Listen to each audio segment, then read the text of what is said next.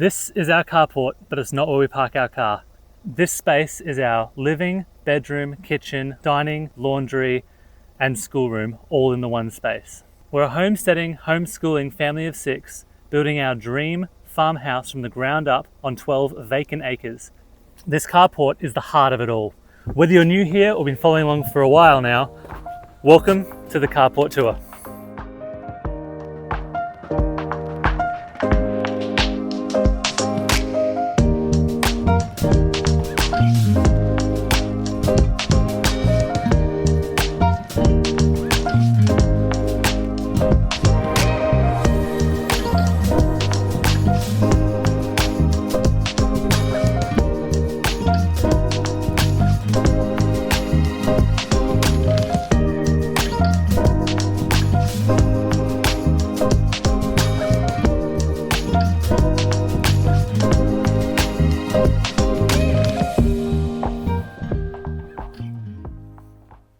When we first moved here, we thought we were just going to stay in a tent and a tarp and just camp until we built the house.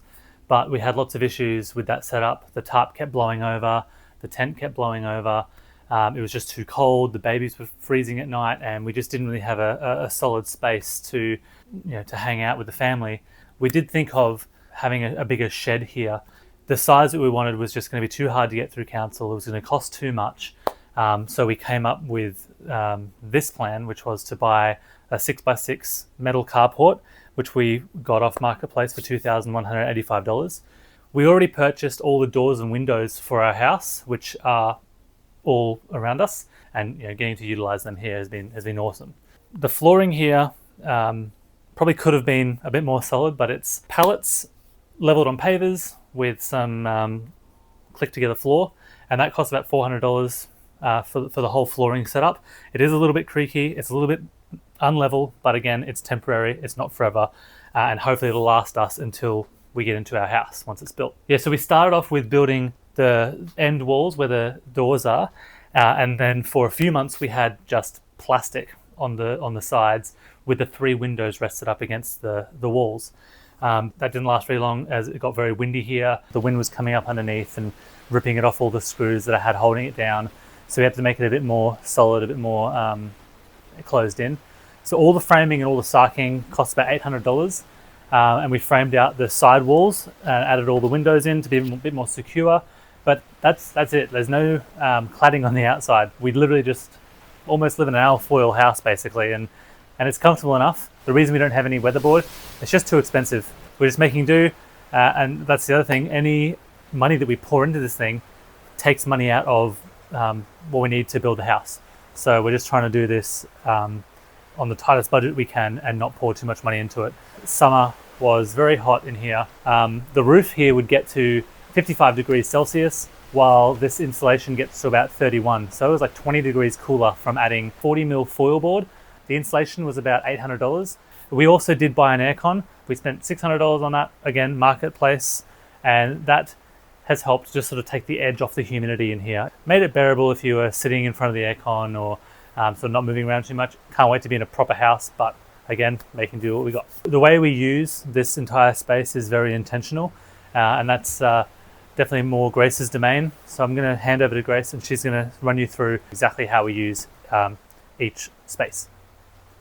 So up until now, we've been living in this carport and using it as like a multifunctional pseudo house for about 9 months now. And it's been curated and kind of like evolved into the layout that we currently have at the moment. Our bedroom is in here now. It used to be in the tent. We've taken it down and brought our bed in here. You can check out our tent update in this video here, and I explain why we've brought our bed into here. When you first come through the door, we've got a living space. We have a couch here that is actually a corner sofa that has like a chase that we've taken off and we've put over here to make use of this space. It's like a cute little like reading nook. I've kind of like taken over this space and I work here, plan homeschool lessons, read, knit, crochet, and drink my coffee and journal. And This is like mum's space. And we have it's actually a blockout blind, and we just got it from Spotlight. And we put it up to function as a projector screen. So we can watch movies on here. We don't have a TV in here. We don't really have the space for it. I'm sure we could figure it out if we wanted to, but at the moment, that's what we're using to watch movies at night. We get to enjoy the view outside the window and then turn it into an entertainment space when we're ready. We have the projector on top of the bookshelves here that are functioning as a pantry right now. And then on the back of the pantry, we just have like our memory work for homeschool and calendar, and space on the right hand side for storing crafts, loose small bits of tech, stationery, a nappy basket that's easily accessible as well. All the furniture that's in here we already owned, except the benches and some appliances, but I'll show you those in a minute. So this all came from our suburban house and was in a shipping container for a little while, and after we built this, we're able to bring it all in here and make it work for the space, which is cool. This is mostly for books and homeschool supplies. So we've got all the boys' school books down in here, pencils, bits and pieces, just all of our Bibles and some non-fiction and children's books as well. I also have like my personal skincare products over here. So this is the only mirror that the whole family uses. I also have all my workout equipment here. It's very minimal, but it's right for the space, and this is plenty of space for me to do my workouts. It wasn't supposed to rain today, but it's raining, so apologies for the noise. But yeah, so Mum's Corner, also where we store our homeschool books. These are my teaching books and our homeschool reference books, lots of chapter books and novels for the kids, and I have some farming books, building books, and lots of board games up here, which is a favorite family pastime, and we all love to play games when we get the chance. And we also have space for our homeschool printer, and this wall shelf we bought for this space from Bunnings. You can see here we've like really tried to use as much space as we can up to the ceiling. Got lots of house plants around, which just make it feel a bit more comfortable and homey, and we get heaps of light in here from all of the windows, so they love it in here. The front and back door and window are all covered in a window vinyl film from Bunnings, and it blocks out UV and infrared, which helps a lot with the sunlight heating up the floor in here. The floor is getting to like 60 degrees in here from the sunlight, just like heating up the floor, and put some blockout blinds on, and that really helped keep the temperature somewhat bearable in here through summer, because the glass just makes it a bit of like a greenhouse, so that helps a lot. And over here is our king bed that was formerly in our tent. You can see that we've got our homeschool chalkboard and whiteboard. This space before the bed was here was actually like a kids' play space, and we had like the shelving with their toys and, you know, carpet and like little play tent and stuff, and the kids loved it, and it was really cute. But we've reconfigured it to be able to fit the bed. That's why we've got like that book rail there that used to have kids' books on it. But I just put my phone on there now that we use this space for our bed. Now, I know what you're thinking. How do we have any privacy? Well, if you have kids, you know that, especially 4 of them and toddlers, privacy is non-existent unless everyone's asleep anyway. So compared to being in a house with a bedroom, it really hasn't been any different. So don't worry about us. We got to figure it out. And it just like... Boys. Take 3. So this door here is actually the same French door as the one at the front that we walked in through. And we used to use it, but since the bed's here, we've like decommissioned this door, and it's been nice just having like one in and out, and helps like control the mud coming in and out.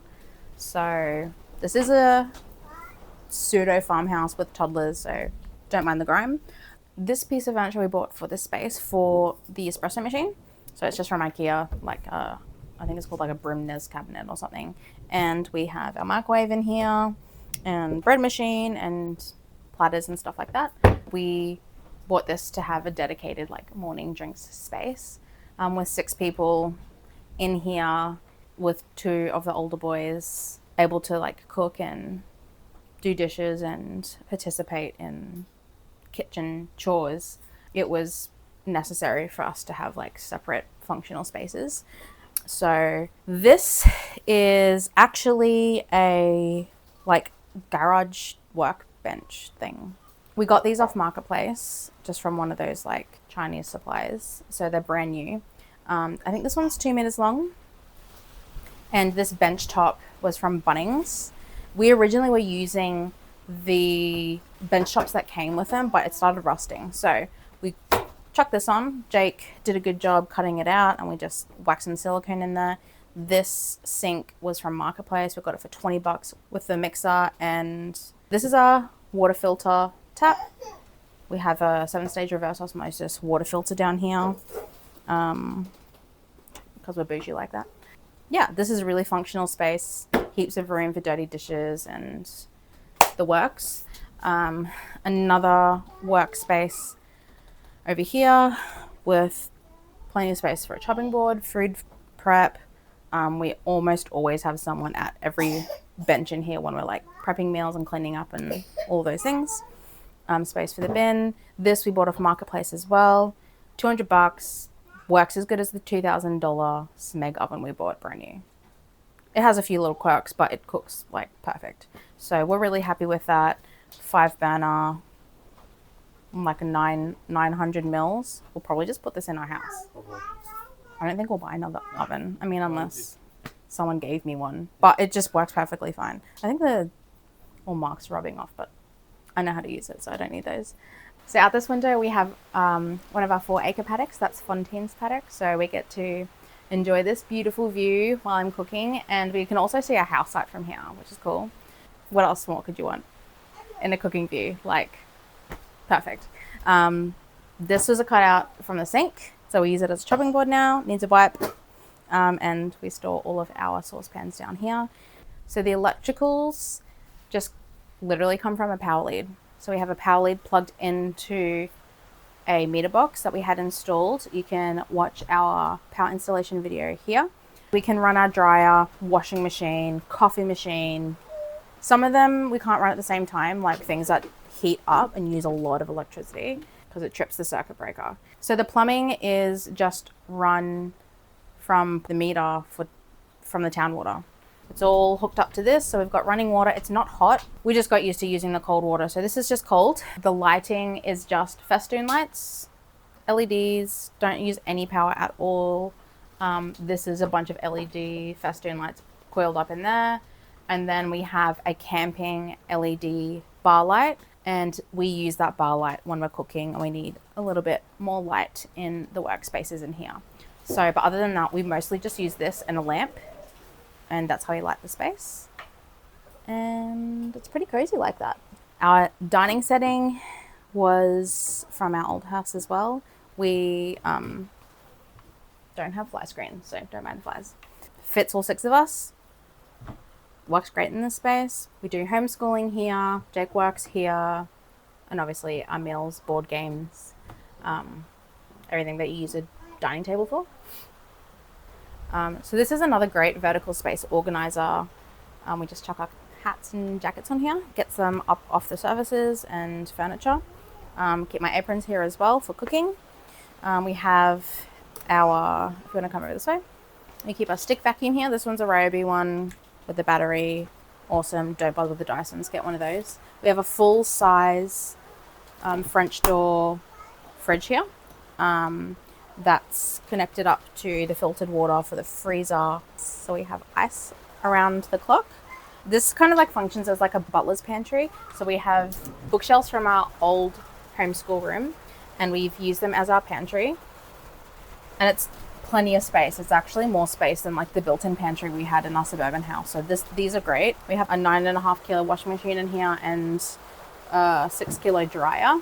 This is where we keep all our clean clothes, just folds it up in here. All my nice like church dresses and stuff, we still keep in the shipping container. I just need to do a trip to the shipping container once a week if I need anything else that's not in here. Laundry hamper, deep freezer. We buy our meat in bulk once a month, so that gets kept in there. And just your normal laundry, broom cupboard things, appliances. We keep our dishes, detergents, and everything in a bookshelf just here. Toilet paper, tea towels. So I think that's it. I think when we initially moved in here, it was like a little bit of a struggle figuring out how a family of 6 should operate in 36 square meters. But once we kind of got used to keeping the space curated and minimal, it's actually really nice in here. All the things that we don't use on a daily basis gets kept in our shipping container, so we can still access our stuff. I think what we've got in here is maybe like 20% of our stuff. So our books that we've got in here, this is maybe like 10% of our books as well. Because we homeschool, we just had like it was like a low-key library. But let me know in the comments if you want to learn more about like our homeschooling routine and how we do that in a carport. This space is curated and revolves around our homeschooling. So I'd love to run you through how we've adapted our homeschool to this space.